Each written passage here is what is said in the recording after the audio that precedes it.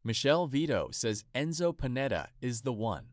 Eyes church wedding. Sa loob ng halos 7 taong relasyon ni Michelle Vito at Enzo Pineda, walang naririnig na kontrobersiya sa kanila. Nagkakatampuhan ba sila o nag-away rin? Nag-away po kami, natatawang saad ni Michelle. I mean, hindi kasi namin siguro talagang, hindi kami super public na talagang kapag may nangyari sa amin yung pagpo-post sa stories, ganito, ganyan. Sa amin na lang yon. Like normal couple na maybe nagkakatampuhan kami. Pero kasi siguro talagang yung relationship namin talaga ay ang dami ng pinagdaanan. Good, bad. And then ngayon, parang naging solid na talaga yung relationship namin. Nabuo na yung foundation. Kaya super okay talaga yung relationship namin. Si Enzo na ba ang the one para sa kanya? Sagot ni Michelle, yes, I think so.